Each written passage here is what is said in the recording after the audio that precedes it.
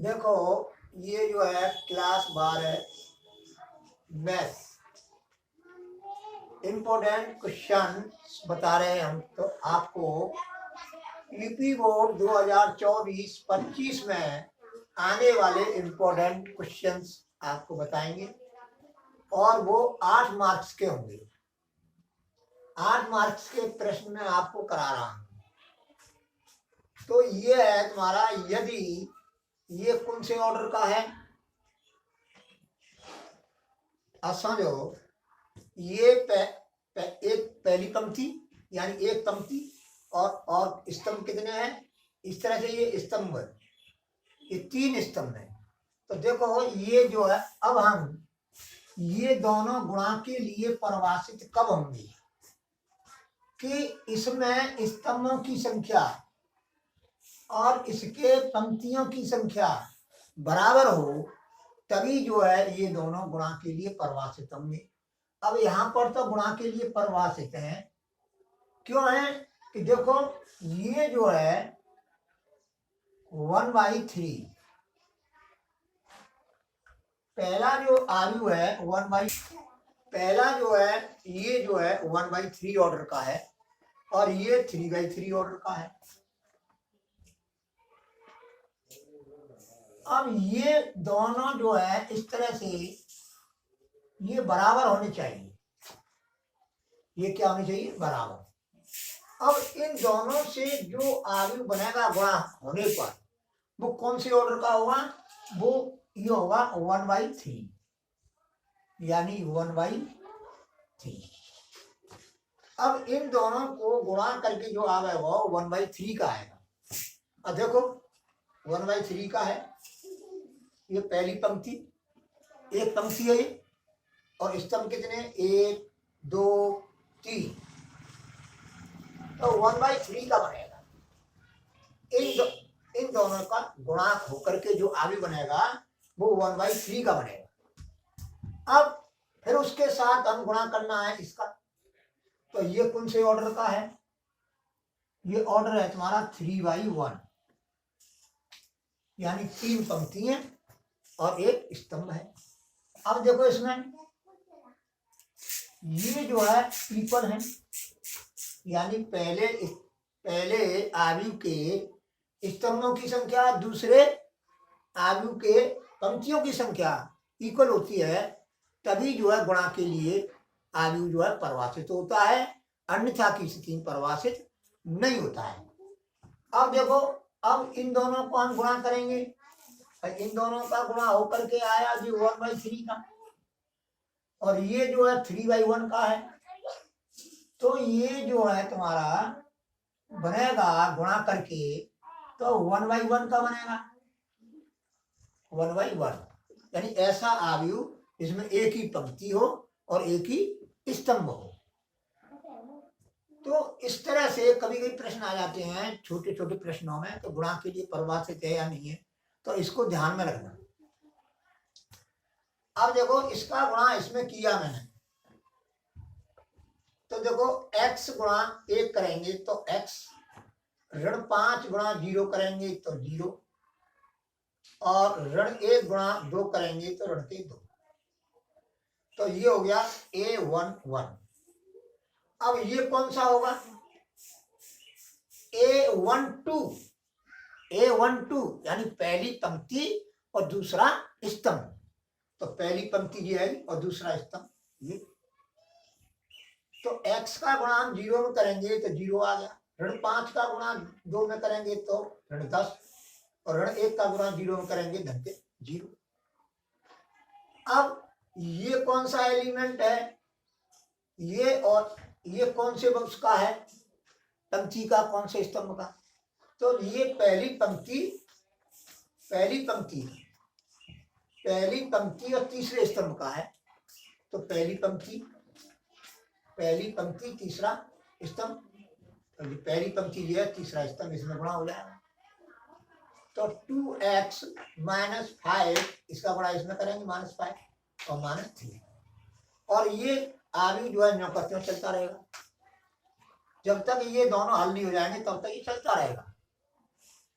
अब ये कौन से ऑर्डर का बना, देखो ये x minus 2 minus 10 2x minus 8, तो कौन से ऑर्डर का बना ये बना 1/3, 1/3, देखो 1/3। अब ये 1/3 का बनेगा, ये 3/1। तो अब इन दोनों का गुणा करेंगे तो क्या बनेगा, 1/1 ऑर्डर का बनेगा आलू। तो देखो इसका गुणा हम जो है पहली पंक्ति पहले स्तंभ का हम गुणा करेंगे। इसका जो एक ही स्तंभ है, स्तंभ आयु है, तो ये पंक्ति आयु है, ये स्तंभ आयु है। अब जो है x माइनस 2 का गुणा हम x में करेंगे तो x स्क्वायर माइनस 2x, ऋण 10 का गुणा 4 में करेंगे तो ऋण के 40, और 2x माइनस 8 में हम करेंगे 1 का गुणा तो 2x माइनस 8। ये जो है 1/1 ऑर्डर का आदि बना बराबर शून्य आदि। अब देखो ये शून्य आदि के प्रतीक है, ये किसके हैं, शून्य आदि के। तो कौन सा शून्य आदि, कौन से ऑर्डर का, जो इसका रिजल्ट आएगा कौन से ऑर्डर का है, वही ऑर्डर जो है यहाँ पे लिखा जाएगा आदि। तो ये 1/1 ऑर्डर का बनना है, तो शून्य आदि भी 1/1 ऑर्डर का होगा। तो मैंने ये आदि जो है शून्य आदि हो गया 1/1 ऑर्डर का, और ये क्या है 1/1 ऑर्डर। तो अब तुलना करने पर एक्स स्क्वायर माइनस 48, अब क्या है ये शून्य आयु नहीं है, ये एलिमेंट है। क्या ये एलिमेंट है, अवयव है, सदस्य है। तो और ये भी सदस्य है आयु का। तो संगत अवयवों का हम तुलना कर देंगे, यानी तुलना करने पर संगत अवयव तो एक ही है, एक ही एलिमेंट, और इधर भी एक ही है। तो डायरेक्ट लिख दो तुलना करने पर, एक्स स्क्वायर माइनस 48 बराबर 0। अब ये शून्य है, आयु नहीं है, शून्य है, शून्य। एक्स स्क्वायर बराबर 48 इम्प्लाई दैट एक्स बराबर प्लस माइनस अंडर रूट 16 गुणा 3, 48 ले सकते हैं। अब 16 का वर्गमूल कितना आएगा 4, अब प्लस माइनस का चिन्ह यहाँ लग रहा है, तो इसका वर्गमूल 16 का आ गया 4, और इसका वर्गमूल नहीं आ रहा है तो अंडर रूट 3। तो ये x का मान हुआ, ये जो है तुम्हारा x का मान हुआ प्लस माइनस 4 अंडर रूट 3। ये तुम्हारा आंसर हो गया। ये तुम्हारा प्रश्न जो है 8 नंबर का है। अब बताओ 8 नंबर में तुम्हें क्या करना है, थोड़ी नॉलेज होनी चाहिए, ज्ञान होना चाहिए। दोबारा फिर समझ लो कि ये कौन से ऑर्डर का है 1/3, ये कौन से ऑर्डर का भी है 3/3, यानी स्क्वायर मैट्रिक्स है। तो इन दोनों का हम गुणा करेंगे तो बनेगा 1/1, दोनों का 1/3, और ये 3/1। तो इन तीनों का गुणा होकर के जो आयु बनेगा वो 1/1 ऑर्डर का बनेगा। अब क्या करेंगे, इसका गुणा इसमें करेंगे। तो हाँ, अब ये कौन सा एलिमेंट है, पहली पंक्ति और पहला स्तंभ। ये जो एलिमेंट है ये पहली पंक्ति और पहला स्तंभ। तो पहली पंक्ति पहले स्तंभ का हम गुणा करेंगे, ये प्राप्त हो जाएगा।